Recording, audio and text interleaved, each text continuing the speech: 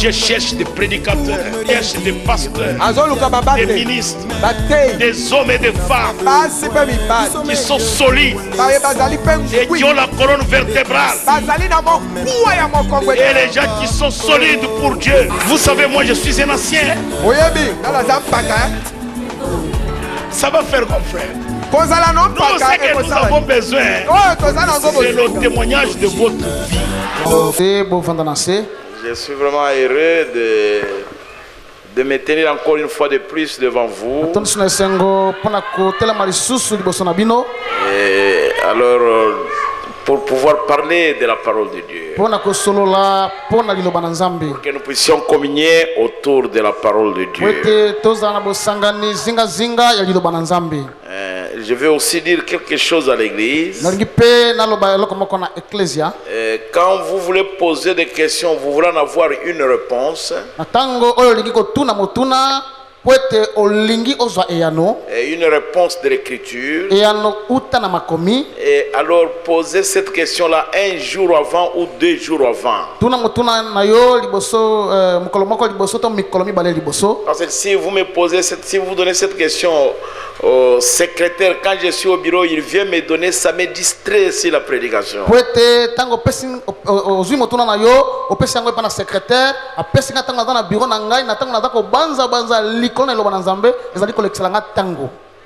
Ok. Merci. Un frère a posé une question. Il dit: bonsoir pasteur. Je veux bien savoir pourquoi le prophète avait refusé les Jeux olympiques et les mèches. Or d'autres gens disent que ce n'est pas mal de le faire. Na ningina yeba pona nini penza mosakoli apekisi ba masano ya bandembo pe ba masano mosusu na kotia ba meshe na mutu zoka nde bato mosusu bazako loba ete ezana likambo te ata soki osali yango. Ok. Je voudrais répondre par le prophète. Na lingina ya nola na mutuna yango na nzela ya mosakoli. Parce que ce sont des questions qu'on se pose sur la chevelure et tout et Pwete zali mituna oyo batunaka likolo na basuki ya basi ndenge na kobongisa basuki pe likolo na makambo ndenge wana. Ok. On a posé cette question là au prophète en prenant 1 Corinthiens chapitre 11. Batunaki motuna ya gwepa na mosakoli wana basalaki mokana bakolito na liboso mokapona zomi na moko. Le prophète donne une réponse brève dans question-réponse sur les Hébreux, 3e partie. Mosakoli azali ko pesa ya moko mokuse na kati na litea na ye motuna pe bia no likolo na baebelo oyo penza eteni ya misato.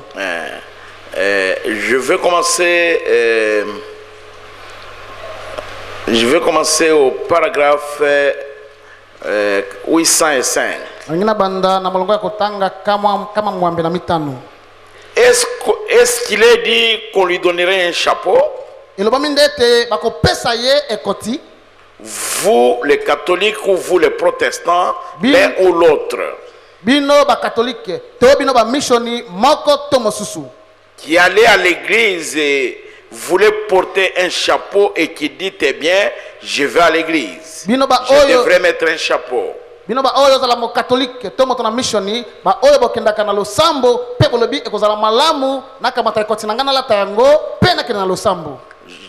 Non. Vous devriez laisser pousser vos cheveux, c'est bien différent, voyez-vous.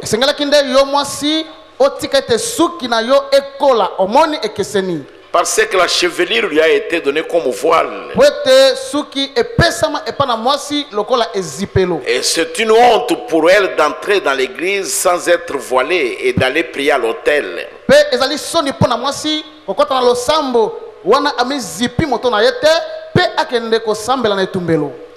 Et il ajoute l'écriture, toujours de 1 Corinthiens, il dit: si quelqu'un s'est prêt à contester, c'est comme dit la Bible dans 1 Corinthiens 14. Nous n'avons pas cette habitude non plus que l'église de Dieu. Mais si vous voulez argumenter à ce sujet, olingi oloba na ndenge na yo pona makambo yango olingi obenda na bo solo likolo na yango olingi obenda na likolo na likambo yango débattez-en avec cela soki olingi obenda na likambo yango yo bendana na makomi.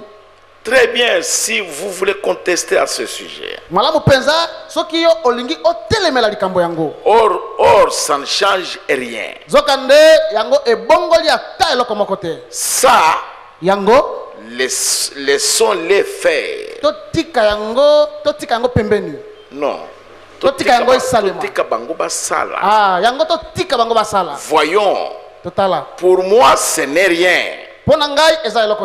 De toute manière, ce n'est pas une question de cheveux.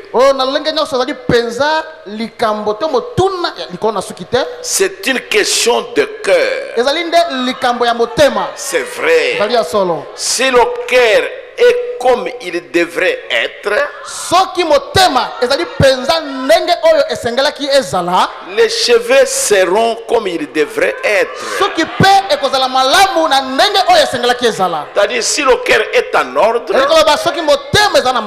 la chevelure sera en ordre. L'habillement sera en ordre. La toilette sera en ordre. Ce n'est pas le problème de la chevelure. Non, c'est le problème du cœur. Si votre cœur est en ordre, même vos paroles seront en ordre. Même votre attitude sera en ordre. Même vos regards seront en ordre. C'est le prophète, ce n'est pas moi. Si le cœur est en ordre, la chevelure sera en ordre. Paragraphe 207, il dit, allez-y si vous voulez contester. Paul a dit, nous n'avons pas cette habitude. Non plus que l'église de Dieu. Il a dit, si vous voulez vous mettre du côté des Caïens, eh bien, alors, allez-y. Mais ceci, c'est ce que Paul dit. Question et réponse sur les Hébreux. Question numéro, donc, troisième partie. Paragraphe 806, 807. Je vais lire encore dans une prédication les noms blasphématoires de 1962.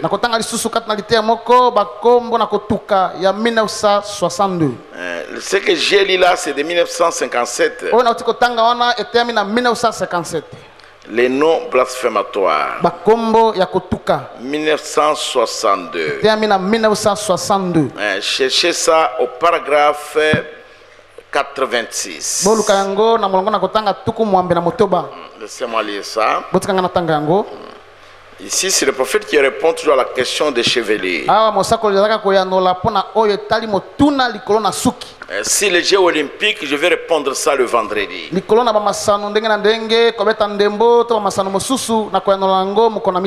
ne vais pas chercher ça dans mon ordinateur maintenant. Je vais quand même prêcher quelque chose.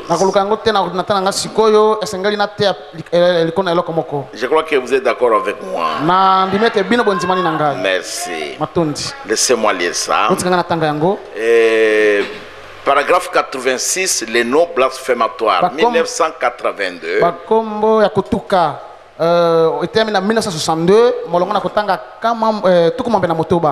C'est, je crois que c'est, je ne sais pas, la date, je ne sais pas. Et écoutez le prophète, paragraphe 86. Il dit, et de tout temps, j'ai toujours été accusé d'être dur avec nos sœurs au sujet des cheveux coupés, du maquillage sur le visage.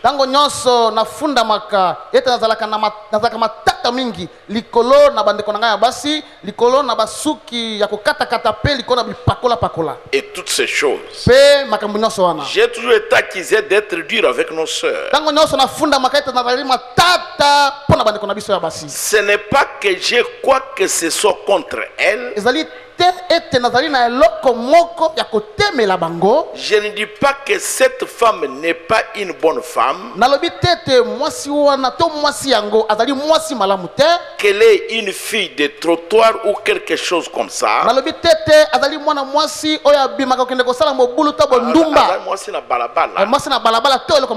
Ce n'est pas ça mon attitude. Mais voici ce qu'il en est. Quand elle est si artificielle à l'extérieur,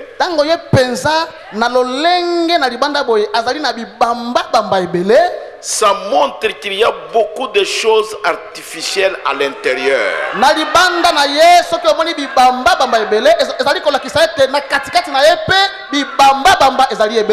Voyez, là où ça devrait être rempli de Christ. En effet, l'extérieur exprime toujours ce qui est à l'intérieur. C'est à leur fruit que vous les reconnaîtrez, voyez-vous. C'est Christ qui devrait être là, à l'intérieur. Elle devrait se soucier de Dieu, se soucier d'autre chose, au lieu de se soucier de toute cette pompe artificielle.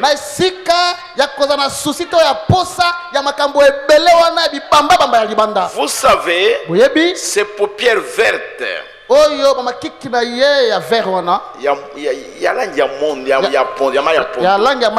cette apparence humaine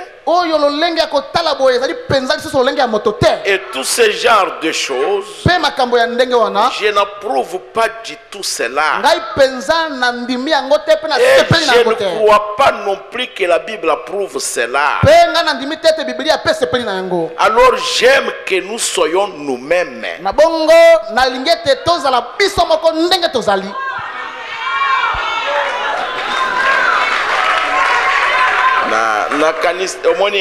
Voyez, moi si azana mutu mukeboye si masoja tiri boke na meshe mutu komi lukola libuka une femme ezali musakuli alubie soja una mutima bibamba bamba ezali mingi libanda pe bibamba bamba kozala. À l'extérieur, il y a beaucoup d'artificiel. Ezali ngaite musakuli. C'est pas moi. Je ne réponds pas les prophètes. Combien déjà ont écouté cela? C'est terrible. Moi je crois littéralement à Malachie 4.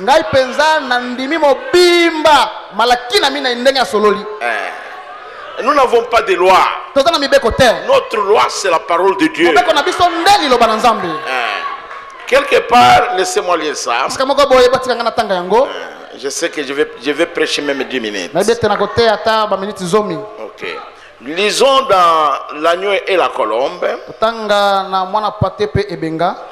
de 1956. Je crois que c'est là-bas l'église et sa condition. 15/8/56. 5 août 56. 5 août 1956. Okay. Je vais commencer au paragraphe 80. À moins que je me trompe, parce que la vieillesse aussi fait perdre la mémoire. Mais je crois que j'ai encore quelque chose. Je vais lire ici paragraphe 80. Je vais descendre, je crois que j'ai jusqu'à 85. 86. Le prophète dit, j'ai rencontré une jeune dame l'autre soir à Cherveport. Billy et moi, nous sommes allés quelque part manger un sandwich après le service. Une belle jeune femme entra là, probablement une jeune fille de 20 ans ou à peu près.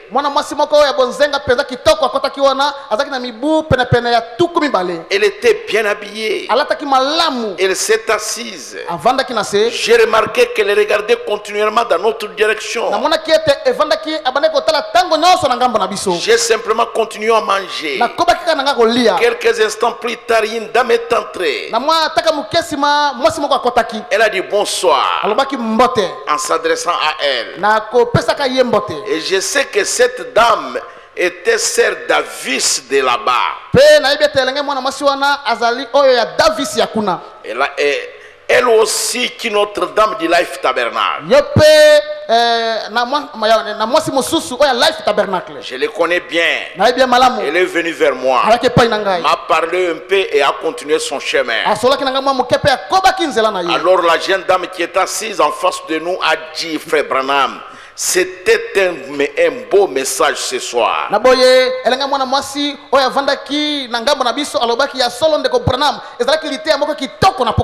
J'ai dit bonsoir sœur, merci beaucoup. J'ai ajouté, êtes-vous membre du Life Tabernacle? Elle a répondu oui. Vous savez, Frère Branham, dit-elle, j'aurais pu chanter dans la chorale, mais ils ont une certaine restriction là-bas.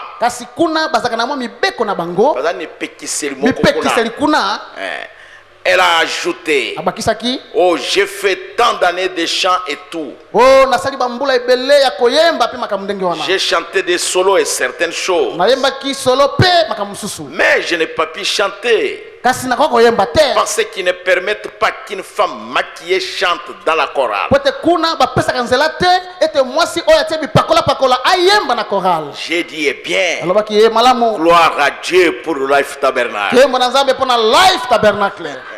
C'est bien, mais vous voyez, à la chair de Malachikat, comme nos sœurs chantent là-bas, c'est la chair de Malachikat.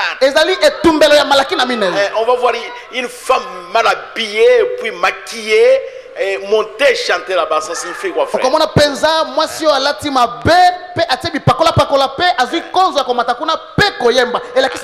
À la chair de Malachikat. Non, non, non. Là, ça ne va pas faire. Nous devons garder le message pur. 83.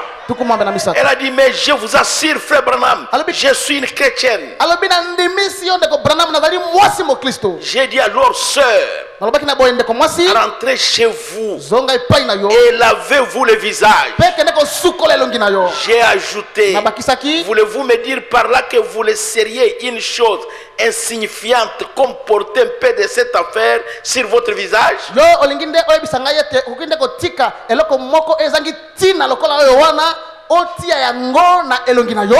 85. Maintenant, je peux vous prouver que cela vient du diable. Je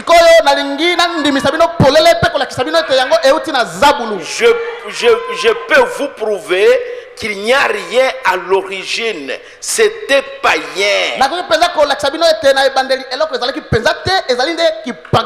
Tant que vous emportez, c'est une marque de paganisme. Je viens de rentrer d'Afrique. Je suis allé dans la jungle des Otanto. Et j'ai découvert exactement d'où proviennent les boucles d'oreilles et toutes ces choses. Et cette quantité de bijoux que vous vous mettez autour du cou et à vos oreilles, j'ai découvert d'où cela provient. Cela vient des païens. Et la Bible ne veut pas qu'un chrétien soit un païen. Et je ne dis pas que vous êtes païen parce que vous le faites, mais vous en donnez l'apparence. C'est parce que votre pasteur ne vous dit pas la vérité. La Bible le dit. Mais moi, je vous dis la vérité. Vous n'allez pas dire que le pasteur Kabamba ne nous dit pas la vérité. Moi, je vous dis la vérité. Ça vient des païens. Dans d'autres prédications, le prophète dit, fuyez même l'apparence du mal.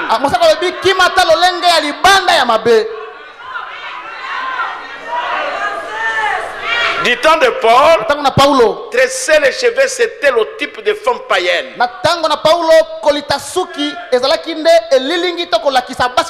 Et des femmes prostituées. Le prophète dit, aujourd'hui, les tresses sont jolies. Mais le prophète dit aussi que les femmes fassent leur toilette comme elles le veulent. Qu'elles arrangent leurs cheveux comme elles veulent. Mais qu'elles ne ressemblent pas aux païens.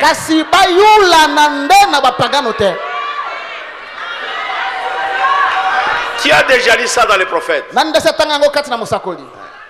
Faites comme vous voulez, mais ne ressemblez pas aux païens.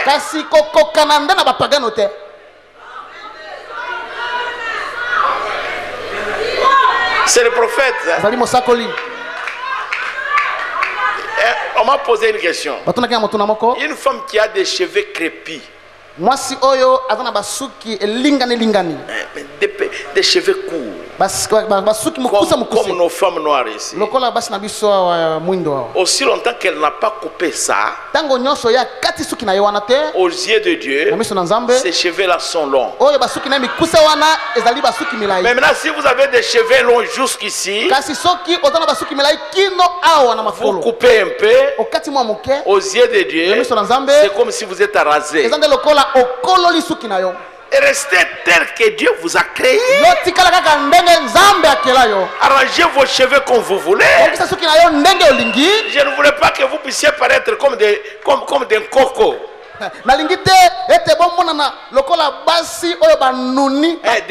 Des vieilles mamans. Non, arrangez vos cheveux bien. Et vous aussi achetez l'air de bonnes pommades. Vous là-bas, c'est vous. Pour arranger les cheveux. Je veux que mes filles soient jolies, mais qu'elles ne ressemblent pas au monde.